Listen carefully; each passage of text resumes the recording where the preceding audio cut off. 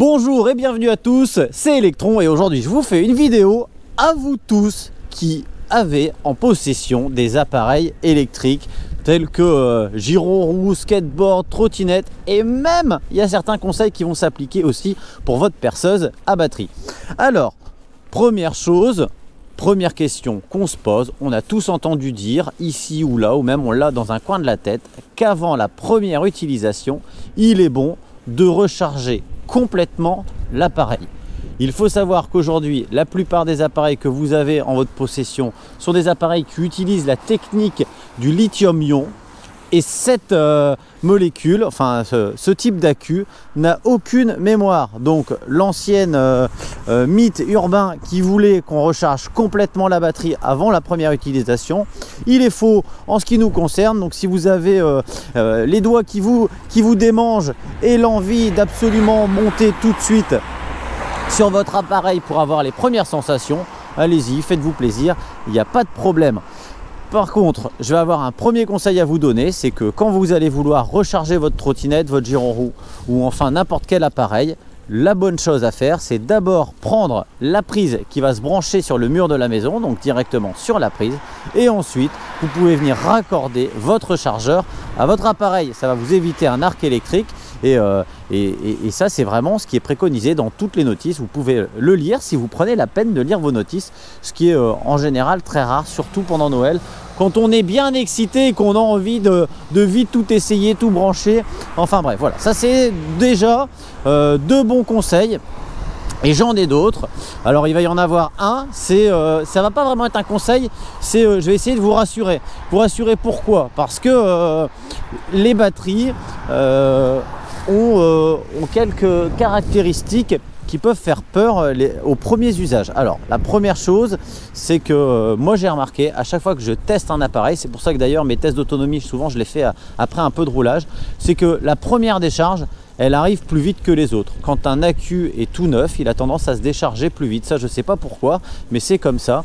Ensuite, il y a d'autres facteurs qui vont rentrer en compte. C'est le froid. Et si vous êtes en période de Noël et que vous essayez votre appareil, vous allez perdre entre 10 et 20% d'autonomie rien qu'à cause du froid. Et alors, s'il y a du vent, n'en parlons pas, ça peut être encore pire. Donc voilà, ça c'est vraiment des choses à prendre en compte. Et il y en a une autre aussi très importante avant de démarrer votre véhicule et d'aller l'essayer. Faites bien la pression des pneumatiques parce que là aussi on peut perdre 20 à 30% d'autonomie. Alors je me mets un peu dans la tête de quelqu'un qui monterait sur sa machine en plein froid par temps venteux et qui n'a pas fait la pression de sa machine, une Xiaomi qui est censée faire entre 20 et 25 km, vous faites rien, vous montez dessus, vous n'avez pas fait la pression, vous partez, eh bien l'autonomie elle peut être réduite en dessous des 10 km et en plus on perd énormément de vitesse. Donc on se retrouve avec un véhicule qui fonctionne pas alors qu'en fait il fonctionne parfaitement.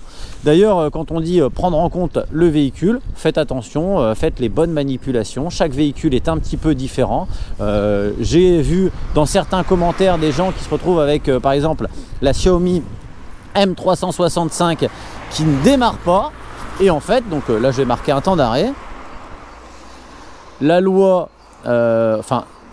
ou les vendeurs, surtout les vendeurs, pour vous sécuriser et pour éviter qu'il y ait un drame, par exemple au déballage quand on n'y connaît rien, et bien si vous avez une trottinette et que vous appuyez sur l'accélérateur, la plupart du temps, le mode démarrer à 0 km/h n'est pas activé. Donc vous devez d'abord pousser avec le pied, envoyer le compteur entre 3 et 6 km/h pour déverrouiller l'accélérateur de la trottinette et ensuite vous pouvez accélérer. Ça y est, c'est parti. Ça c'est vraiment des choses que je vois, des erreurs que je vois chez les débutants.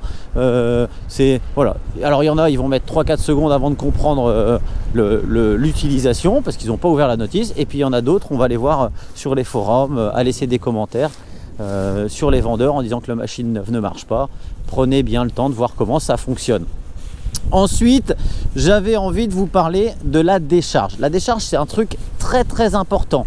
Et là, il va falloir éviter absolument de décharger, on appelle ça une décharge profonde, complètement une machine. Pour ça, normalement, il y a des sécurités. Donc la trottinette risque de s'éteindre quand elle arrive en fin de batterie. Donc ça, c'est bien, c'est que les ordinateurs intégrés font leur travail. Mais ça va aussi vous faire rappeler, et du coup à tous les utilisateurs, de faire très attention. Je m'explique. C'est Noël, vous avez votre nouvelle gyroroue, vous avez votre nouvelle trottinette et vous en laissez votre trottinette dans un garage ou en stockage avec le dernier rail que vous avez fait et la batterie à zéro. Et ça, c'est important de ne pas le faire.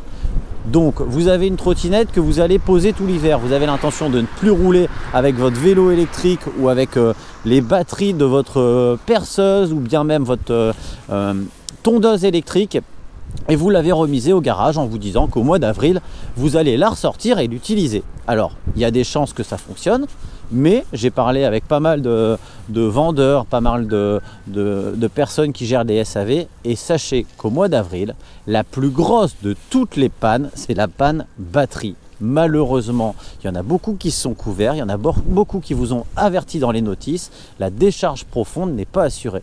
Alors comment éviter cela? Eh bien c'est pas compliqué.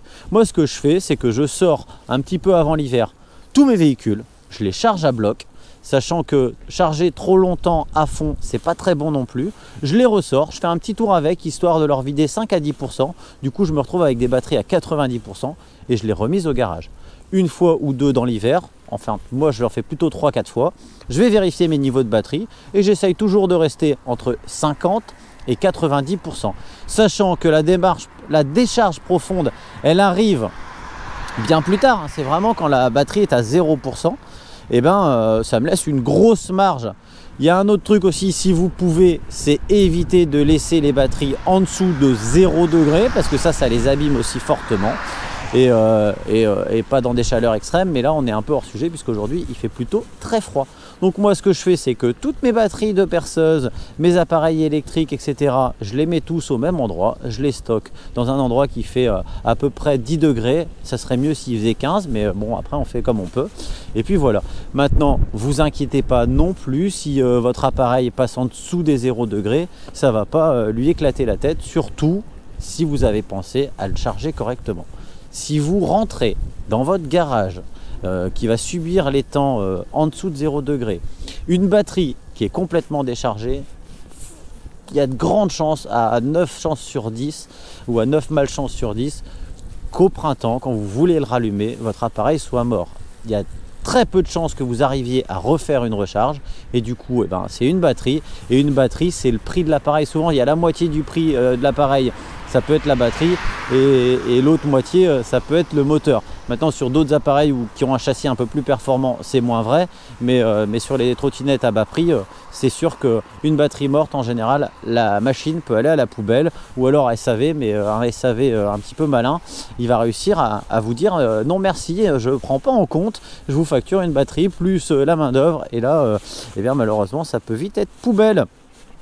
Donc voilà, j'espère que tous ces conseils vont vous faire penser à bien prendre soin de votre matériel. J'ai certainement oublié des choses, mais on va venir en commentaire rajouter si vous avez des choses à dire, si vous avez des questions, si vous voulez revenir sur quelque chose que j'ai dit et sur lequel vous n'êtes pas trop d'accord, eh bien rejoignez moi dans les commentaires et puis on en discute, hein. Je suis ouvert à tout. Alors là je vais rajouter un gros conseil parce que je viens de me faire une petite glissounette. Faites bien attention pendant l'hiver, quand tout le macadam est revêtu de sa petite couche d'eau et qu'il est un peu plus foncé, on ne voit pas les taches d'huile, on ne voit pas les hydrocarbures. Parfois et surtout quand il fait comme aujourd'hui 2-3 degrés, c'est là que c'est le plus dangereux parce qu'on a l'impression qu'il gèle pas. Et alors par moment, là je sais pas pourquoi, je suis arrivé dans une zone, la roue s'est mis un petit peu de travers.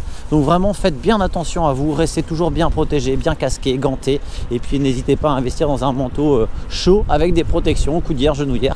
Tout ça c'est que du plus, hein, vous verrez, faites-vous plaisir, équipez-vous tranquillement, prenez le temps de découvrir vos machines, c'est que du bonheur. C'est la fin de la vidéo, j'espère que cette dernière vous a plu, que dedans vous avez trouvé des bons conseils.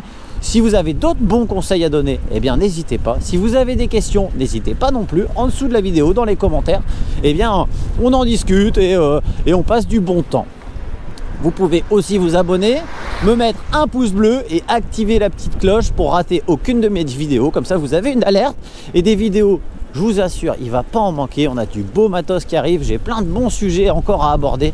Et puis voilà. Allez, à bientôt. Et comme d'habitude, de bons rides.